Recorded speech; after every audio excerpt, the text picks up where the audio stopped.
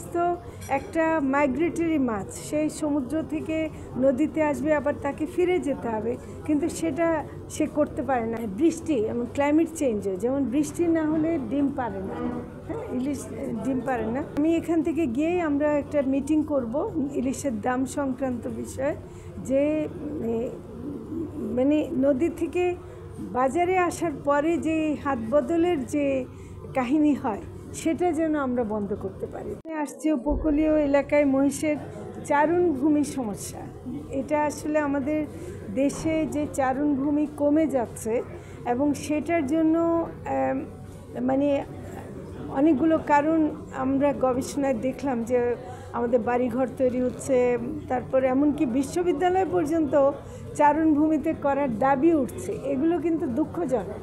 আমরা যেখানে আমাদের গরু, ছাগল, মহিষ পালন, এগুলো আমাদের অত্যন্ত জরুরি, আমাদের দেশের প্রোটিনের সমস্যা মেটানোর জন্য জরুরি, মানুষের জীবন জীবিকা রক্ষার জন্য জরুরি, সেখানে আমরা দেখছি যে চারণভূমির ব্যাপারে কোনো পরিকল্পনাবিহীনভাবেই অনেক কিছু গড়ে উঠছে, যেটা মোটেও কাম্য না। এবং আমরা দেখতে পাচ্ছি এর কারণে মহিষের মতো এত বড় একটা গুরুত্বপূর্ণ সম্পদ একটা ক্ষতির সম্মুখীন হতে যাচ্ছে।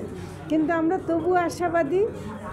আমরা মনে করি যে সঠিক নীতি নির্ধারণী ব্যবস্থা নিতে পারলে আমরা এখনও অনেকগুলো চারণভূমি আমাদের আছে, আমাদের চরাঞ্চলে আছে, সেগুলোকে আমাদের মন্ত্রণালয়ের পক্ষ থেকে আমরা রক্ষা করার জন্য সংশ্লিষ্ট মন্ত্রণালয়দের সাথে আমাদের কথাবার্তা এবং তাদের সাথে আমাদের কাজ হবে, এবং সেটার মাধ্যমে আমরা এই মহিষ পালনটা, আমি এই মুহূর্তে মহিষ পালনের কথা বলতে চাই, যে যেহেতু আমাদের গরুর পালনের মাধ্যমে শুধু আমরা মাংসের প্রাপ্যতাটা পূরণ করতে পারছি না, এখানে মহিষের মাংস যদি আমরা বাড়াতে পারি, সেটা কিন্তু আমাদের সার্বিকভাবে মাংসের সরবরাহে একটা বড় যোগান হবে। এমনকি দুধও এবং অনেক কিছু যেটা তৈরি হয়, চিজ এবং অন্যান্য, যেটা আমরা রপ্তানিও করতে পারবো।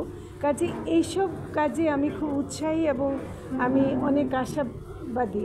তাই আমরা এই নিয়ে কাজ করার জন্য এখানে পরিকল্পনা করতে আসছি। ইলিশের উৎপাদন কমছে একদিকে, মানে এটার কিছু প্রাকৃতিক কারণও আছে। সেটা হলো যে আমাদের নদীর নাব্যতা কমে যাচ্ছে, মেঘনার অববাহিকার ওদিকে কিন্তু অনেক দূষণের শিকার হচ্ছে আমরা, যেটা ইদানিং দেখতে পাচ্ছি। এবং বৃষ্টি এবং ক্লাইমেট চেঞ্জে, যেমন বৃষ্টি না হলে ডিম পারে না, হ্যাঁ, ইলিশ ডিম পারে না।